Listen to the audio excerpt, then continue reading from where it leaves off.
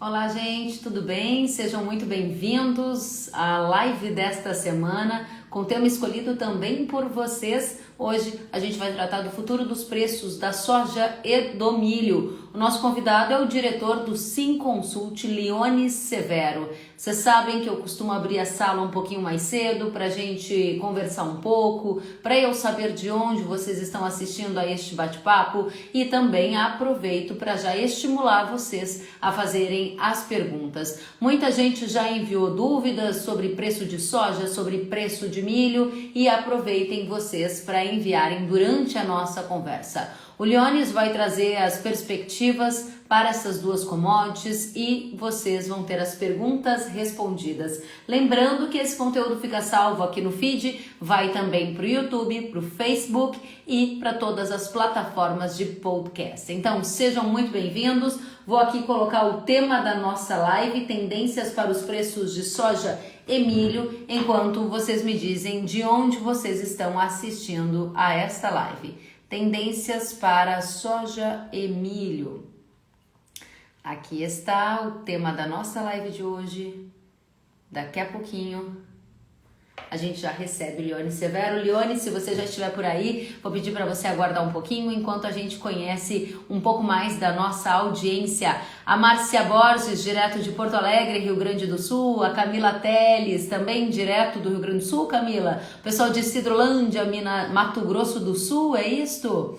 É isso mesmo, Márcio de Cidrolândia, Mato Grosso do Sul. Rodrigo de Ibiá, Minas Gerais.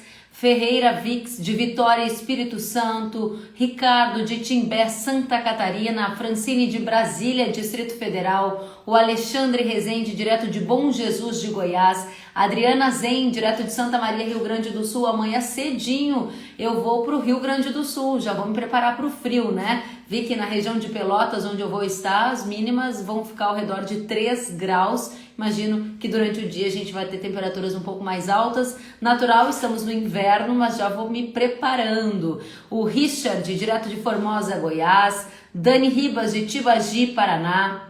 O Henrique, direto de Sinop. O Lucas, de Rio Brilhante. A Barban Reginaldo Aparecido, de São Pedro do Ivaí, no Paraná. O Rogério Ferraz, de Dourados, Mato Grosso do Sul. O Luiz Paulo Cassol, de Luiz Eduardo Magalhães, na Bahia. O Matheus, de Rio Azul, no Paraná. O Barote, de Balsas, Maranhão. E eu fico encantada, gente, de ver a representatividade. A gente tem gente de todos os polos agrícolas do Brasil aqui. Muito obrigada por estarem junto de nós nessa noite. E Paragominas também por aqui, no Pará, o Renan Busnello. É assim que a gente começa a live de hoje, aquecemos os motores, muito honrada com a presença de todos e vamos direto ao que importa, mais uma visão para a gente entender o que vem pela frente. Vamos receber Leones Severo, diretor do Simconsult, vou chamá-lo aqui, ele já está por aqui, vamos lá. Solicitação. Deixa eu verificar o que está acontecendo, porque está dizendo que ele não pode participar. Talvez o Leones... será que está no celular, Leones? Vamos ver o que está acontecendo aqui. Vai dar certo, gente. Aproveitem, peguem essa setinha aqui e já mandem para mais gente para acompanhar a nossa live. Eu vou receber aqui, vamos ver. Está dizendo assim, Leones não pode participar. Vou enviar a solicitação para ele mais uma vez. Se alguém tiver uma dica de como resolver isso, peço ajuda de vocês. Enquanto a gente resolve, já pedi ajuda aqui também para a gente resolver isso. Vou cumprimentar a todos. Talvez ele está com o Insta desatualizado, disse a Kelly Carneiro. Vamos ver. Boa noite, querida Fabiarque. Muito obrigada por estar por aqui também. Pessoal de Chapadão do Sul, Mato Grosso do Sul, Salu GR, o Adriano de Rio Verde, Goiás, temos o Anderson de Esteio, Rio Grande do Sul, o Renato de Palmital, São Paulo, o Géder de Santa Cruz do Sul, Rio Grande do Sul, o Jorge de Nonoai, no Rio Grande do Sul, e muito mais gente. O Gustavo Triquet está dizendo, a avicultura está de olho nessa live. Importantíssimo para a avicultura saber o futuro dos preços da soja e do milho, afinal de contas, os custos de produção estão lá nas alturas, né? Gente, eu estou aqui tentando mais uma vez, vamos ver se agora vai dar. Lione Severo. Agora eu acho que vai dar, gente. Pessoal dos Estados Unidos, Guinha Azul Colorado, seja muito bem-vindo. Fabi, direto de Belo Horizonte, Minas Gerais. Que bacana. Eu acho que agora vai dar. Agora deu. Lione Severo, seja muito bem-vindo. Boa noite. Boa noite, Kelly. Boa noite a todos. Que bacana com você. Quero saber se o pessoal de... Perfeito. Você me ouve bem, Iones? Desculpe, só um pouquinho. Como é que é? Pode ouvir, tá te ouvindo? Não tem problema. Sim, Kelly. Pode repetir que eu não ouvi direito? Perguntei se você estava me ouvindo bem. Estou.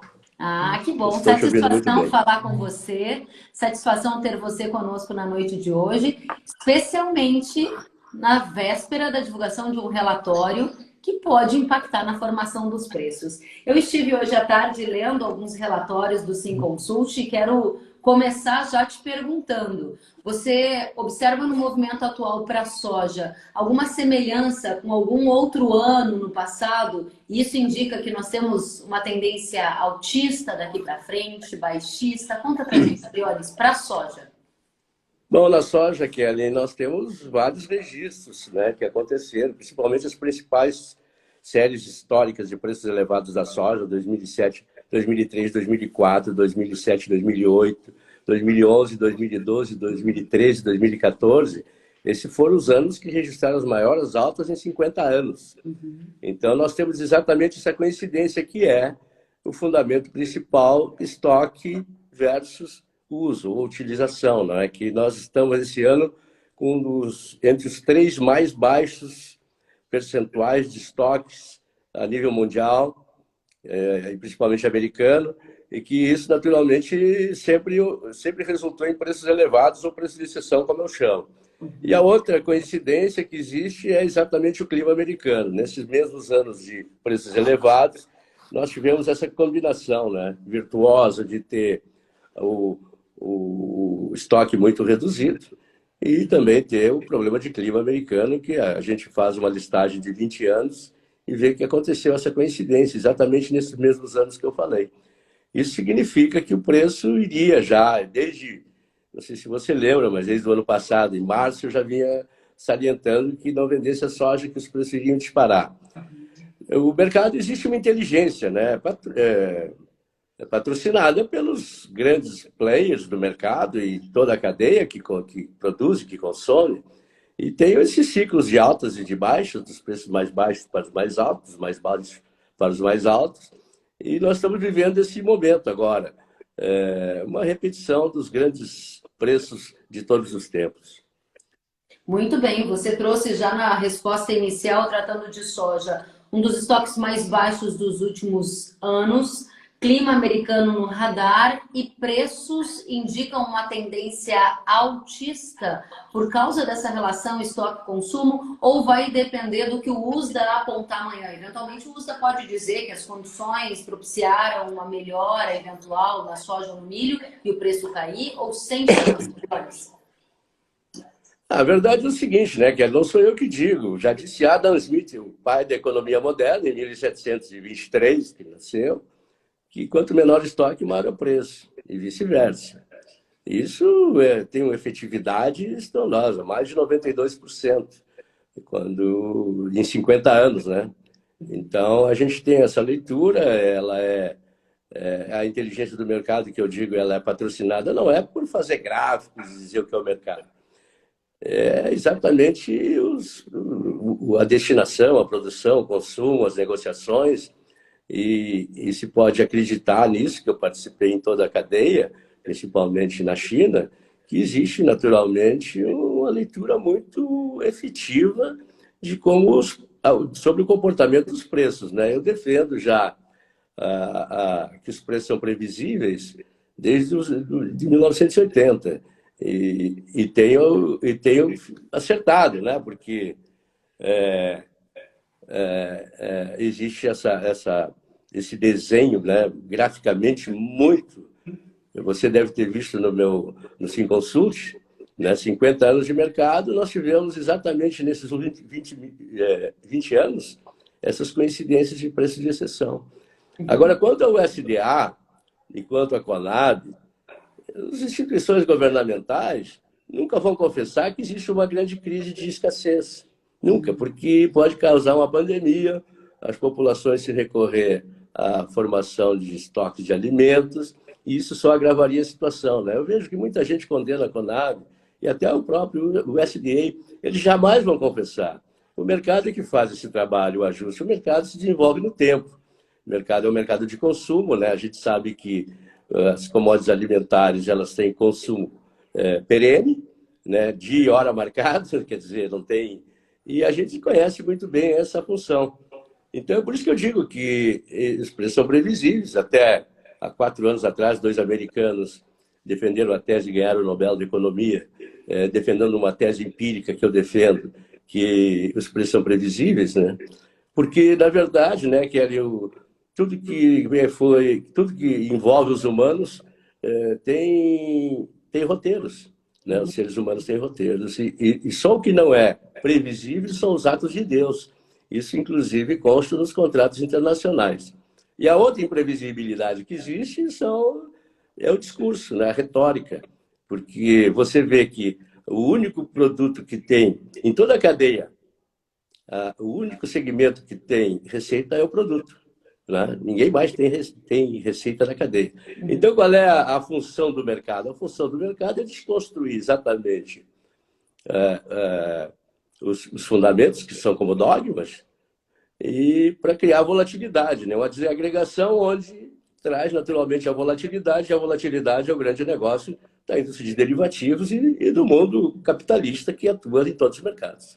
Muito bem, trazendo para a nossa audiência que quer saber, dentro desse contexto que você disse, os preços são previsíveis, que os estoques estão baixos e que existe um cenário de tempos em tempos que o preço de exceção volta a se repetir, a pergunta é, a soja hoje fechou base em indicador CPEA-ESAL, que é 167,97. Dado que há uma forma de prever para onde vão os preços, para onde vai o preço da soja em 2021? Bom, nós temos uma classificação da Lei Maior da Economia que se divide em quatro padrões, né? Nós estamos no padrão mais alto do mercado, que é um intervalo de 12,50 a 14,50. Esse intervalo, o mercado iria alcançar o lado alto do padrão esse ano, isso eu já tinha antecipado há mais de um ano, porque ele exatamente representa o estoque baixo em relação ao uso.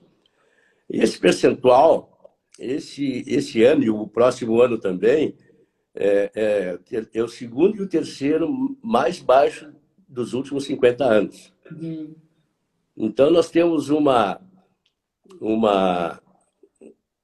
projeção, e se isso, como sempre aconteceu, que deverá registrar o segundo maior preço da história. Na verdade, ainda não aconteceu, mas dependendo, naturalmente, que a safra americana pode ter problemas e esse coeficiente pode ser reduzido. E isso vai implicar em preços maiores. Acontece o seguinte, que fora do padrão altista, o padrão mais altista, né, que é extremamente altista, esse que eu te falei, de 12,5, 14,5, fora desse padrão é mercado de risco. Por exemplo, quando o mercado estava a 16, 15, 87, tinha um prêmio também, o dólar bastante razoável, eu avisei meus assinantes, bom, vocês estão trabalhando acima do padrão. Dentro desse preço só aconteceu 5 vezes em 50 anos. Esse é o mercado de risco, porque fora do padrão, dentro do padrão eu confio e até tenho afirmado, né, que o padrão o apogeu do padrão é 13,50, você vê que o mercado bate no 13,50, tenta derrubar e não consegue. É lógico que muitos operadores de mercado, principalmente especuladores, vendo esse mercado acima de 15 dólares, né, que hoje combinando o preço de Chicago mais o prêmio, o mercado está trabalhando a 15 dólares. Isso só aconteceu 8 vezes na história. Então, naturalmente, que isso aguça os especuladores a fazer vendas, né? Constantemente. Perfeito. Não vai conseguir vencer, cair abaixo de 13,50. Ele pode cair, ele pode vir abaixo de 13,50, mas ele recupera imediatamente, como tem acontecido. Bom, Aconteceu então, para a gente, Leone, só para eu recuperar aqui para nossa audiência, que nós estamos naquele quadrante em que os preços em Chicago para a soja devem variar entre 12,50 a 14,50, que é considerado um padrão extremamente altista, função de um estoque historicamente baixo e de uma demanda aquecida. E se houver problemas climáticos que afetem a oferta da safra norte-americana, os preços podem ultrapassar essa barreira aqui colocada. Em outras palavras, você está dizendo que o mercado é altista para a soja no cenário internacional global. sem dúvidas. E dependendo da relação estoque, do percentual, esse percentual pode diminuir, já esteve em 61.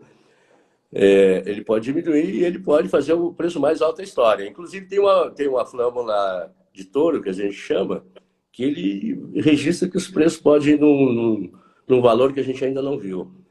Claro que, naturalmente, eu volto a repetir que a partir de 14,50 é um mercado de alto risco. Né? É uma aposta que eu tenho sempre acompanhado, porque eu não abro mão do meu histórico, né? Da minha conservadorismo histórico, que eu chamo, porque ele tem sido efetivo e eu tenho mais de 92% de acertos dentro dessa formação de preço, porque eu exerci essa função em muitas multinacionais, inclusive na China, né? Então eu tenho esse estudo, que é um estudo que não me pertence, não é só meu, né? É da inteligência do mercado. E se você vai analisar o meu gráfico de 50 anos, você vai ver que de 3 a 5 anos o mercado sempre busca se adequar para que não haja escassez. Isso é o mercado extremamente perfeito na sua concepção. Né? Não é dizer que o mercado não existe. Não, ele é tão consistente que ele tem resultados sempre de acordo com essa formação. Bacana, então vou afunilar um pouquinho mais as nossas questões para quem está chegando agora. O Leones recém está respondendo as primeiras questões sobre soja. Daqui a pouco, perguntas da audiência entrarão aqui no nosso bate-papo. Leones, você condicionou o preço a um patamar que talvez a gente nem tenha visto no mercado internacional. Há uma quebra de safra nos Estados Unidos, dado esse baixo e a dependência de uma safra mais farta. A pergunta é: ao monitorar os mapas climáticos e dado o conhecimento que você tem do mercado, a safra dos Estados Unidos vai quebrar? Sim. Enquanto hoje os Estados Unidos está com 41%. Os Estados Unidos hoje está com 41% da área agrícola em déficit hídrico. O ano passado esteve em 30%. E o ano passado, com 30% de déficit hídrico, eles perderam 20 milhões de toneladas de milho e 5 milhões de soja. E tem essa comparação que eu faço sobre aqueles anos de exceção, que mostra ali que os mapas são extremamente semelhantes. E até um agravamento esse ano. A área lá, um quarto da área americana enfrenta uma seca severa, né? A nossa seca. E ela realmente tem prejuízo. É lógico que não há o mercado não confessa isso, porque o Brasil não tem uma cultura agrícola. A cultura agrícola vem dos relatórios da indústria de derivativos. Os analistas normalmente repetem o que diz o mercado de derivativos. Né? Não existe assim uma função de interpretação de um mercado global, que é o que eu faço. Eu digo sempre que o produtor brasileiro, se seguir as orientações do pessoal de Chicago, nunca vai ter um bom resultado. Isso tem acontecido. Fazer o seu resultado dentro da porteira não é verdadeiro. Tanto é que o Brasil vende soja sempre a 30, 50 dólares abaixo do mercado. Né? Hoje, por exemplo, o que tá distorcendo um pouco esse ano é exatamente os Estados Unidos, porque os Estados Unidos lá, se o nosso milho está com $1,80 acima do preço internacional, por bushel, né? A soja está com a soja está com $1,50 acima. Quer dizer, os Estados Unidos hoje têm um prêmio, tanto para a soja como para o milho, muito acima do que aconteceu em toda a história. Por que isso? Pela indústria de biocombustíveis, que tem uma margem estupenda. E nós vimos no dia 16 de junho uma queda forte, né, de Chicago, $1,20. Uhum. Depois, no outro dia, recuperou tudo, porque não era verdadeiro e não conseguiram flexibilizar a política de biocombustíveis. E nem vão conseguir. E o mercado voltou, americano voltou a pagar prêmios estupendos, e isso naturalmente inibe um pouco do avanço de Chicago. Quer dizer, os Estados Unidos hoje estão recebendo $2,80, mais ou menos isso, pela soja acima de Chicago, a soja ou milho, a soja. Porque o óleo lá, o óleo de soja para a indústria de biocombustíveis, estão pagando um prêmio de 1.700 centes por libra. Já esteve a 3.000 centes por libra. O óleo brasileiro e argentino, que são os dois maiores exportadores, são negociados a uma base de 300 a 400 centes por libra abaixo de Chicago. Então, você vê, os Estados Unidos hoje, a indústria americana de biocombustível tem uma vantagem de mais de 2.000 centavos por libra peso. Isso, naturalmente, amorteceu um pouco o preço de Chicago. Mas no mercado mundial, é o que eu digo, não é só a soja americana. Se quebrar a soja brasileira e argentina, ou em algum lugar que tem uma grande produção, o preço vai continuar subindo. Leone, só para a gente fechar esse tópico e eu atender aqui, nós atendermos a nossa audiência, que está mandando centenas de perguntas, agradeço a todos pela participação. A minha pergunta é: qual é a estimativa desse consulte para o tamanho da quebra de safra dos Estados Unidos que vocês preveem na temporada atual? Kelly, eu não tenho esse número, né? Porque a soja e o milho, a lavoura, ela apresenta sua quebra na colheita. Né? A gente pode acompanhar e ter uma situação. Hoje acontece, já aconteceu no trigo de primavera, né, que perdeu muito, no trigo de primavera do Canadá, na canola do Canadá, na aveia do Canadá. Já está acontecendo no trigo da Ucrânia, da Rússia principalmente, onde tem muitos contratos até nem estão sendo cumpridos. O mundo vive uma situação bastante complicada com relação à oferta. Então, um último ponto, você disse que na safra passada a quebra foi de quantos milhões de toneladas para a soja que você estima que seja maior do que na temporada anterior, só para a gente ter uma métrica. 5 milhões de soja do ano passado e 20 no milho, né? E quando eles tinham 30% da área com déficit, assim, 41%, atualizado. Ou seja, você acredita que vai superar essa quebra que a gente viu na temporada anterior? Eu acredito, não sei se vão confessar, entendeu? Aquilo que eu fiz questão de apontar que esses números não são divulgados. Veja bem que em 2014, quando os Estados Unidos encerrou a safra, ele percebeu que tinha um estoque negativo de 2.200.000 toneladas. O que ele fez?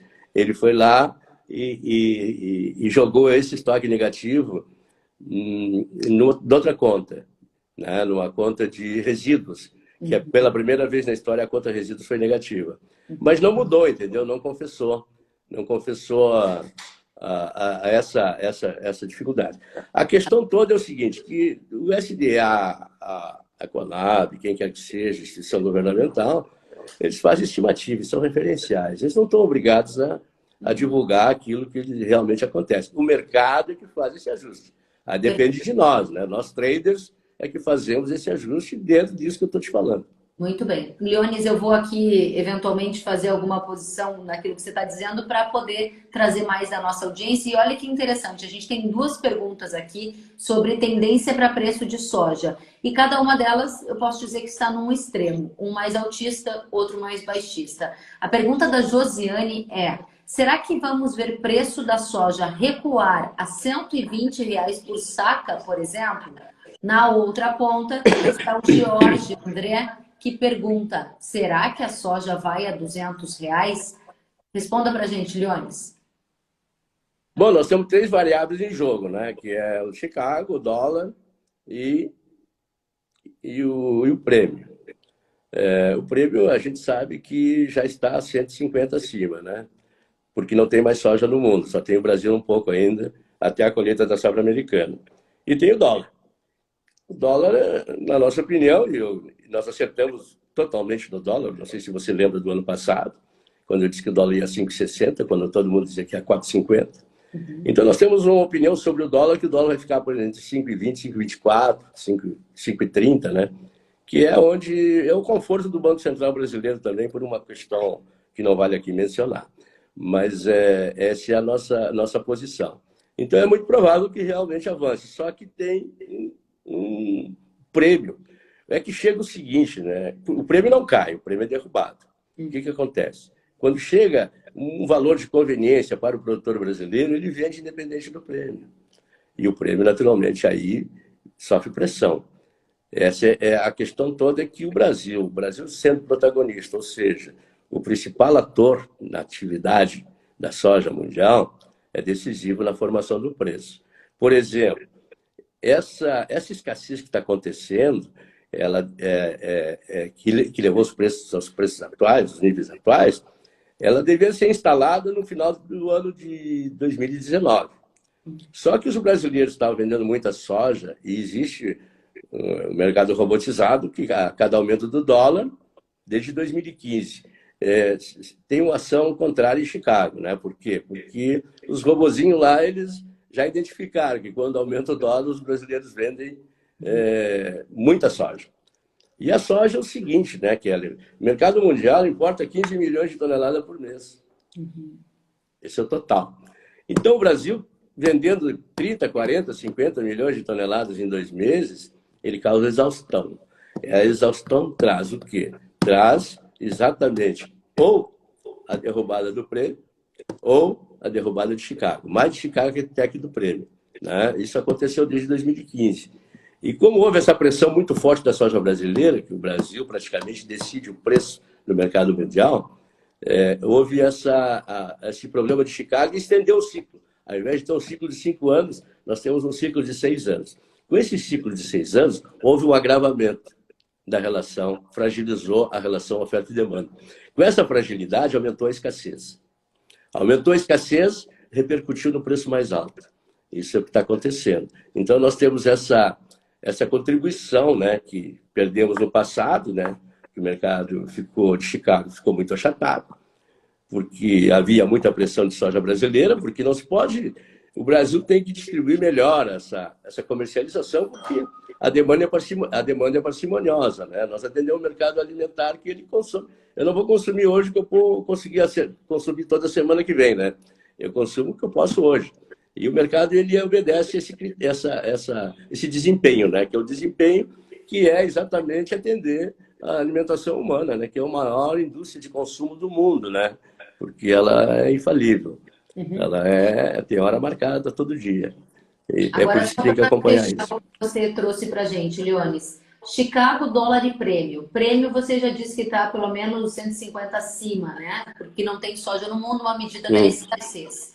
Segundo componente da formação de preço, você disse 5,20 a 5,30 a sua projeção de dólar, o que é uma taxa de câmbio historicamente alta. E o terceiro fator, Bolsa de Chicago, diante de um risco de quebra de safra dos Estados Unidos que você colocou e de estoques historicamente baixos. Objetivamente, mesmo que os brasileiros façam vendas antecipadas e ofertem produto de maneira gradual mês a mês, a soja vai chegar a 200, é melhor esperar porque ela chega a 200 ou não, se chegou num preço que garante renda e margem, é melhor executar porque não temos garantias nesses mercados.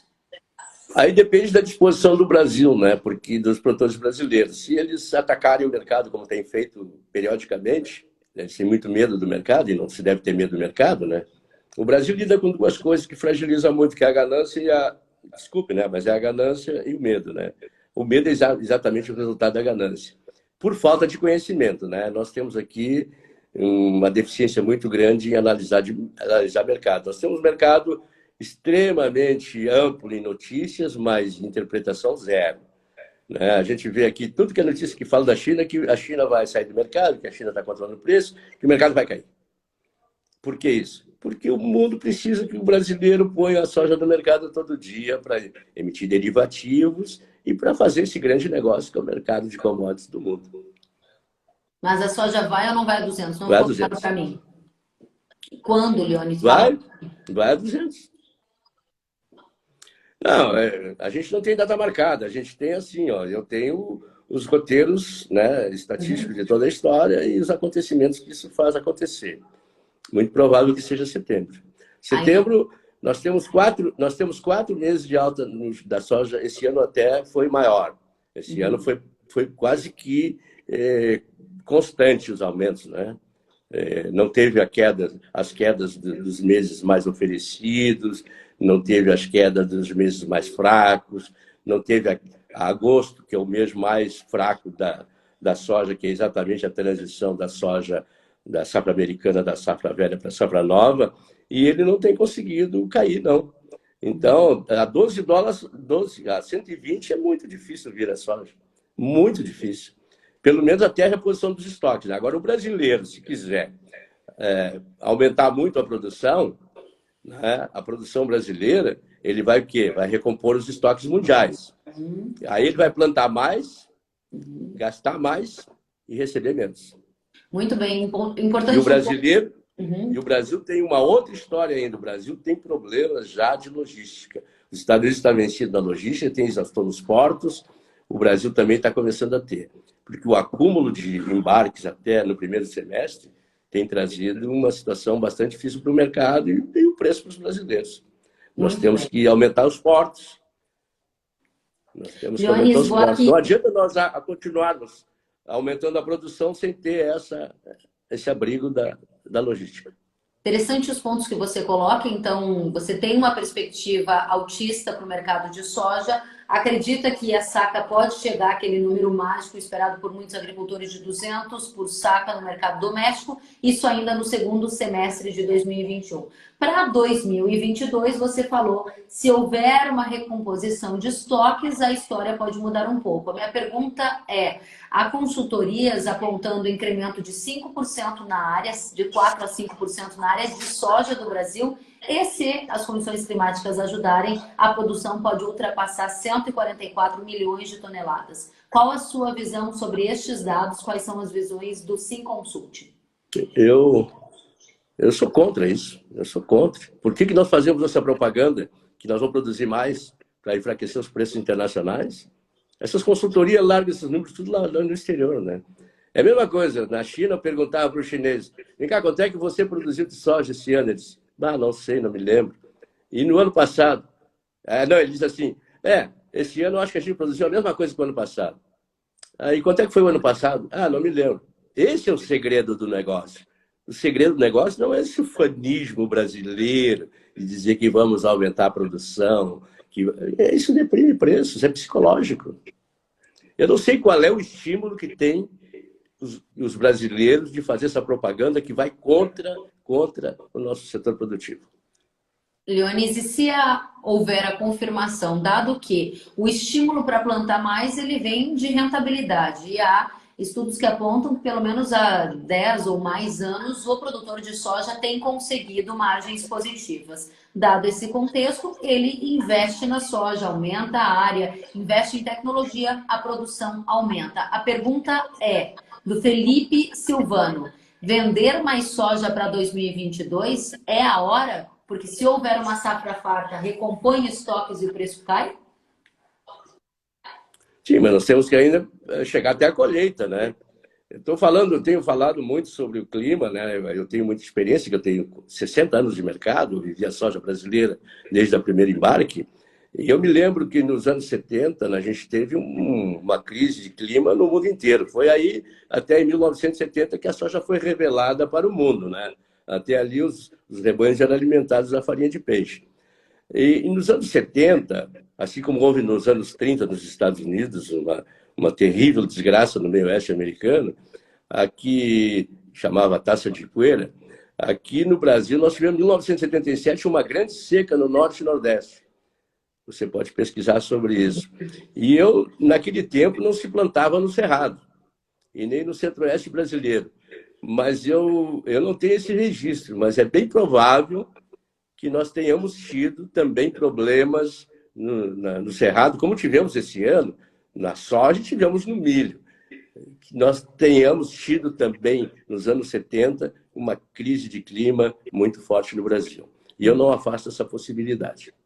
Muito bem, Iones, muita gente comentando. Vou trazer aqui alguns comentários para que a gente se conecte aqui com a nossa audiência. Muita gente dizendo que não tem como a suinocultura e a produção da cadeia de carnes aguentar preços como estes. O comentário é do Sidney, do Paulo Sidney. Ele disse: com estes preços, a cadeia de carnes consegue absorver? É uma pergunta. E aqui, a pecuária de leite não vai suportar esse cenário dos grãos, disse o Adriano Garlet. O Felipe É. disse que em Sorriso, Mato Grosso, já tem criador de suíno falando em diminuir a criação. Será que o criador de suíno e ave vai aguentar? E aí, para arrematar essa onda de comentários, tem justamente o comentário do Alexandre Rezende, que diz assim: iremos descolar de Chicago, demanda doméstica, mercado interno? Está aqui o cerne da questão. Muitos preocupados com o custo das rações, dos grãos, e outros dizendo que a gente tem condição de descolar o mercado doméstico do mercado de Chicago.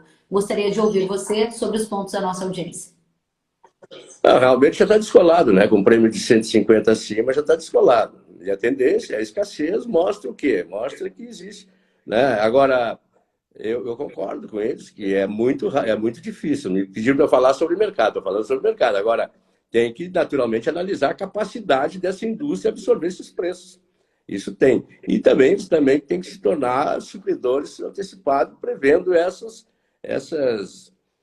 essas crises de suprimento que existem no mundo, né? É lógico que a China tem dinheiro e vai vir comprar soja.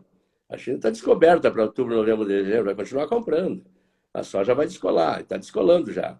E o Brasil já está vendido, já está praticamente. Nós estamos com. O Brasil está exportando muito farelo também, está exportando e muita soja, né? A gente está na frente do ano. Não estamos ainda na frente do ano passado, mas vamos superar. Realmente, é uma preocupação imensa. Só que eles até agora têm se garantido através do quê? A desvalorização cambial e as compras chinesas. As compras chinesas vão continuar, o mundo é carente de proteína, e isso vai acontecer. Essa equação tem que se equilibrar. Não é que vai parar, a gente vai ter que haver uma equação capaz de superar esses problemas, e através do preço da carne. O frango é o mais complicado, porque o frango consome mais ração, né? mais farelo de soja. Né? Muito bem. Um quilo de frango consome 575 gramas de soja, quer dizer, é bastante. A soja é um insumo, né? A gente tem que considerar isso. Mas é que o mundo é carente de proteína. Para a gente fechar o bloco soja, quem tem soja 2022 querendo fazer contrato antecipado, faz hoje ou espera? Essa foi a pergunta da nossa audiência. Eu esperaria. Esperaria. Tem uma coisa que eu não falei sobre o dólar, né? A gente pode até abordar rapidamente, mas eu defendo que o dólar não vai para baixo de 5. Eu tenho estudado todas as moedas do mundo, né? E a nossa moeda, entre todos os emergentes, é a moeda mais próxima do yuan, ou renminbi chinês, né? Que é o dinheiro do povo. Eles estão 6,48. O Brasil está com 5,20. Só que tem que pensar o seguinte, que a economia chinesa é 10 vezes a economia brasileira e que a reserva chinesa de dólares é também 10 vezes a reserva brasileira.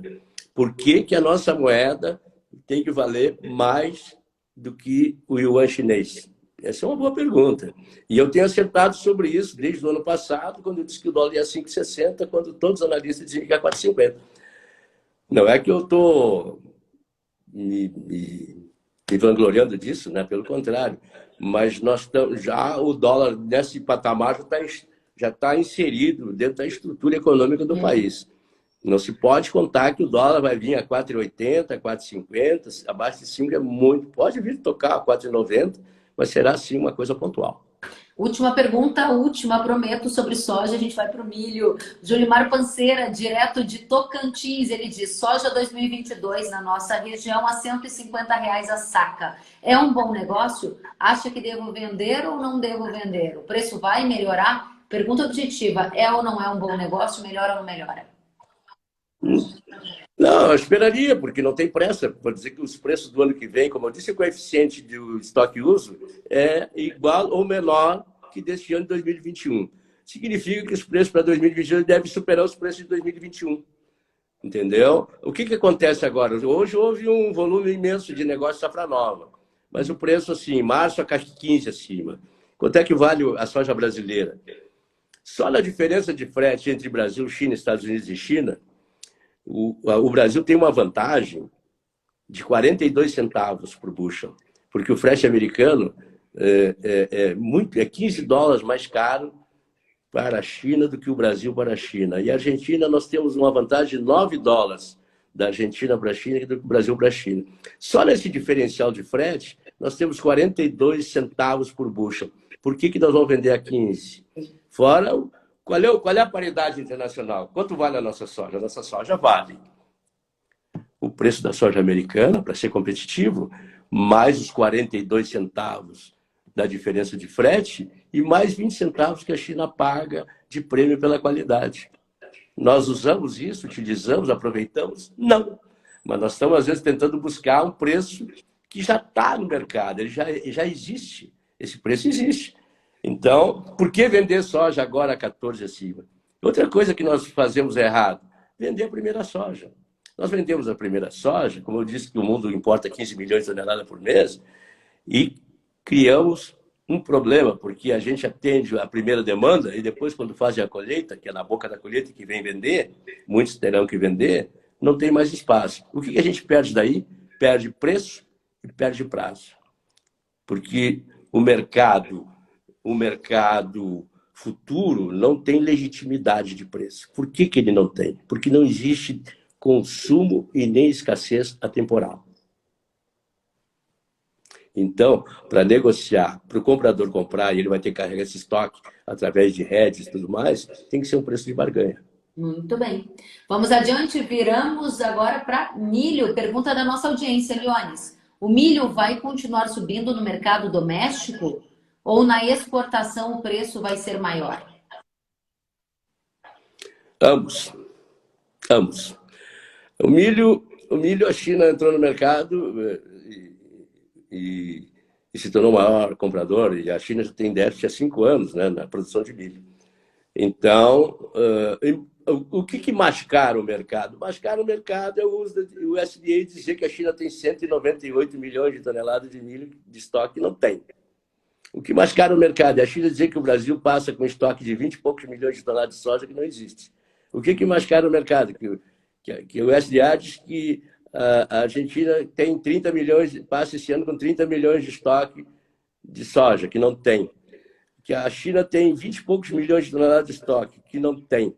Quer dizer, essa jogada de estoque mundial de 94 milhões de toneladas, isso não existe. Não existe. E se existisse, o preço da soja não passaria de 5 dólares por bushel. Muito bem. Leonis, vou para a próxima pergunta. A próxima pergunta é ainda sobre milho. Vamos ver se está aparecendo para você aqui. Qual é o limite de alta do milho? Pergunta aqui a nossa audiência. Bom, aqui no mercado interno é a capacidade exatamente do consumo, né? Os animais hoje,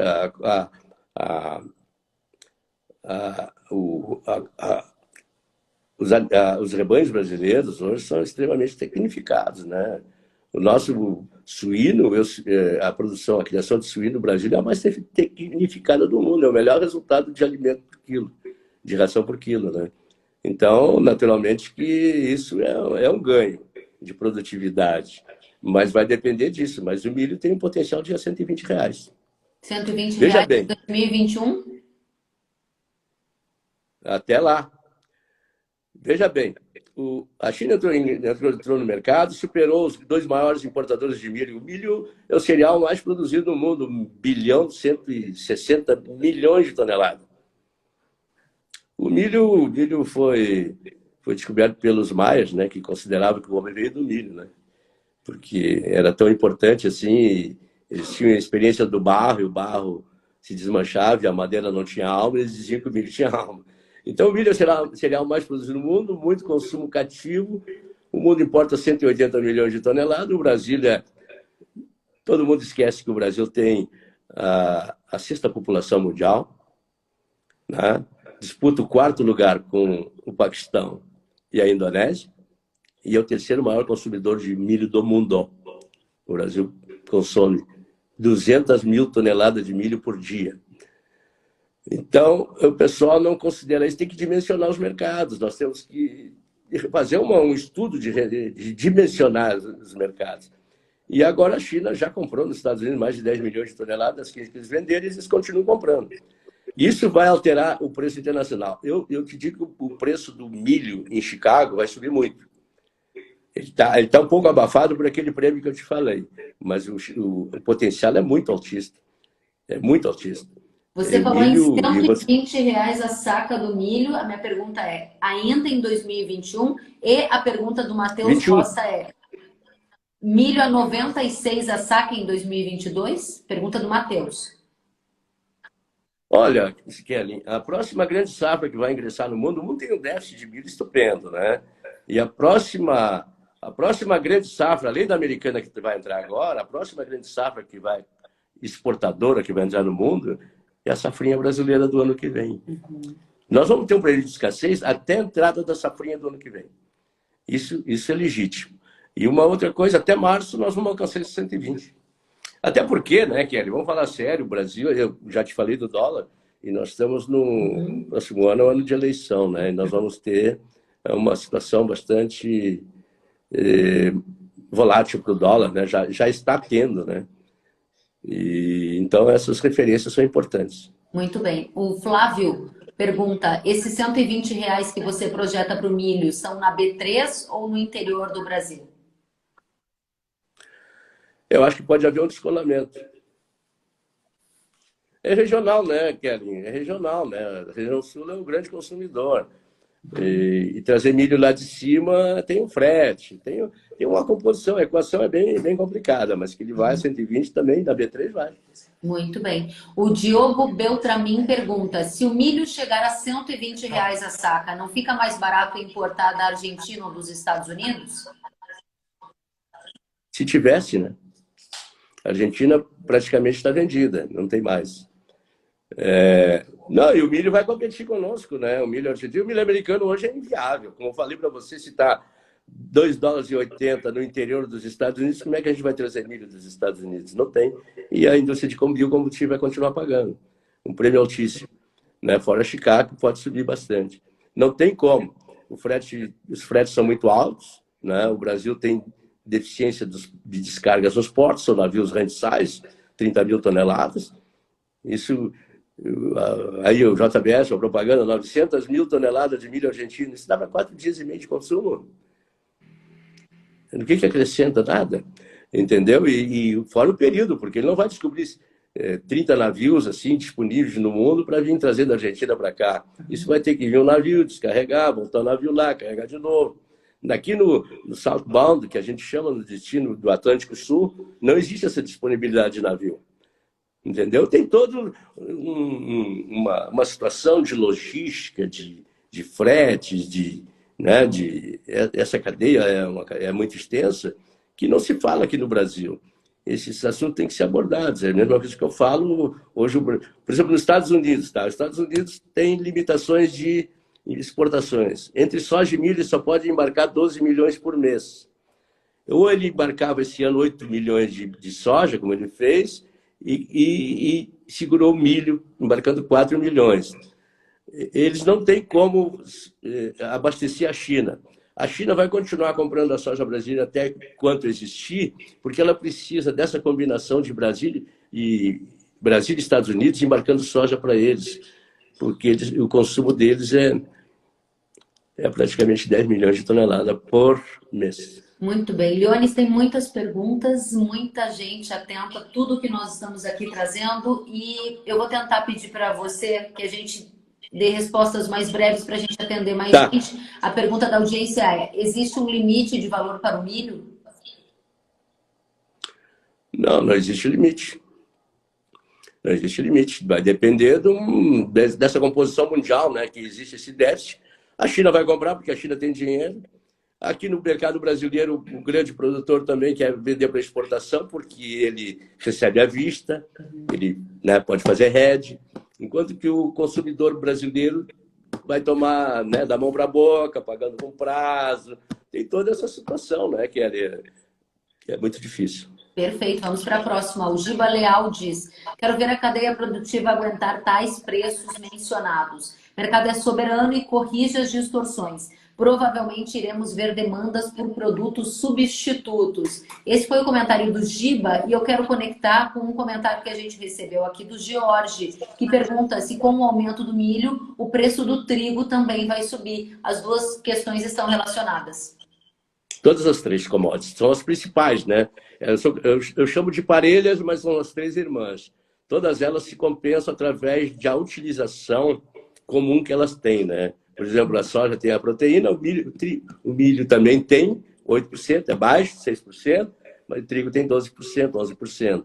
E tem esse componente que eles se substituem, né? Dentro dessas características. E eles se acompanham nas altas. Muito bem. Leonis, de tudo que você nos trouxe, eu vou me arriscar a fazer um resumo, uma manchete. As suas projeções são altistas para soja e milho, muito claro, baseado em $1 que não vai ficar abaixo de 5, baseado em uma escassez e estoques baixos e na alta dependência de safras fartas para recompor estes estoques de grãos que estão historicamente baixos. Dentro desse contexto e da projeção que você faz, o que pode dar errado para suas previsões não se confirmarem? Não são minhas previsões. São situações históricas comprovadas e repetidas. Eu estudo frequência, né, Kelly? Não é a minha opinião. Opinião, o conselho, a opinião não vale muito. Mas é um histórico, de estatístico. Histórico, eu posso provar tudo que eu estou dizendo e posso demonstrar. Claro que eu faço isso sem consulta para os meus assinantes, né? Os meus assinantes me seguem, são muitos, são centenas de assinantes, e eles têm esse privilégio de pegar os melhores preços. Se tiver algum ouvinte aí dos meus assinantes, pode confessar isso, né? Ou ratificar isso. Legal, vou colocar aqui um ponto do Fred, e esse tem sido um ponto bastante comum entre a nossa audiência. Se existe um risco de ter uma inversão de preços para o ano que vem, visto que os custos estão mais altos para a próxima safra e para a próxima safrinha. Então, quem esperar para vender pode ter pago um custo mais alto e depois no futuro ver um preço mais baixo. Esse risco é um risco real na visão do Leonis? Não, não é real. A questão toda é essa, né? Que falta essa cultura aí de ter um conhecimento maior sobre o mercado global, né? A gente aqui fala mercado nacional dentro de porteira. E o mercado global é um mercado bem estruturado e com inteligência que eu já te falei, né? Que é patrocinada pelos grandes players, que são exatamente os consumidores e tudo mais. Uma outra coisa que se fala aqui, falar da China é bonito, né? Existe a China aqui, onde vive os chineses, existe a China do imaginário brasileiro, né? Não tem nada a ver o que falam aqui da China. A China dá um recado para o seu povo lá, o brasileiro já transforma aqui numa situação onde a China está tentando baixar os preços do produto. A China não tem essa condição. A China não tem essa condição. O que aconteceu? Não tem nenhum vínculo entre o volume negociado no Brasil e o preço com relação à China. As multinacionais vendem prêmio antecipado, então já abasteceram a China, depois vem cobrir no mercado. Não tem nenhuma relação China com o mercado interno brasileiro. Isso aqui nós temos que depurar essas. Isso é fake, né? É muita criatividade do brasileiro, sempre querendo justificar a China, porque é bonito falar em China, né? Que é o motor do mundo, mas não tem nada disso. Muito bem. Leonis, para a gente fechar, eu ouço de muitos profissionais que uma recomendação adequada é ir vendendo aos poucos para aproveitar os momentos e fazer uma média mais alta. A recomendação do Leonis é igual a esta? É diferente? O que você recomenda para a nossa audiência que tem muitas decisões para tomar? Não, tem muita gente que fala em fazer média, né? Não existe média adiantada, né? Média é a distribuição dos números no histograma depois de conhecidos os números. Isso não existe. Pode vender em espiral altista, isso faz parte. E o que eu recomendo? Que existem os intervalos, exatamente os padrões da formação de preço que eu divulgo. né? Eu tenho divulgado sempre, ó, esse preço vai trabalhar nesse intervalo. Aí dentro desse intervalo você estabelece a sua política de comercialização. Não é a informação que vai trazer esse conteúdo para você. A informação não experimentada até um insumo desprezível. Muito bem, Lione Severo, quero te dizer que foi uma honra te receber. Você está me ouvindo? Essa imagem travou um pouquinho para mim. Tá me ouvindo? Sim, sim. Quero te dizer que foi uma Sim. honra te receber, dizer que a nossa audiência aumentou ao longo da nossa conversa, centenas de pessoas super atentas e participativas. Nós poderíamos ficar muito mais tempo aqui porque sobraram perguntas sem respostas e aqui centenas de pessoas elogiando a live de hoje. Eu quero dizer para todos que a live vai ficar salva no meu Instagram, vai estar também disponível, Leones, no YouTube, vai estar disponível no Facebook e em todas as plataformas de podcast para quem quiser ouvir novamente, tomar nota e aprender mais sobre o mercado de soja e milho. A Kátia, o Mauro, a Dani, a DH Marleane, a Ana Paula, o Acácio, o Diogo e assim por diante, todo mundo enviando parabéns, cumprimentos a você. Eu até queria recomendar. Eu queria até recomendar para esse pessoal, para entrar lá no SimConsult, www.simconsult.com.br, pegar uma senha por 7 dias gratuita, para ver isso tudo que eu falei, que está tudo escrito lá. É o meu livro eletrônico, eu já escrevi 2 livros, Como Negociar Negociando Soja. Eu escrevi Soja porque fizemos o negócio da China. E a única literatura existente sobre o mercado do Brasil, né? A Maravilhoso, está literatura feito mundial. o convite, Muito Leone. obrigado, foi um privilégio estar com vocês. Muito obrigado, é sempre um prazer. Igualmente, Lione Severo, obrigada a você, obrigada a todos de casa. Fiquem bem e até a próxima. Se gostaram da live, façam um print, divulguem no story e convidem o pessoal amigo de vocês para também assistirem. Tchau, Leones. Fique bem. Obrigada pela presença. Tchau. Obrigado a todos. Muito Tchau, obrigado. Um tchau. abraço.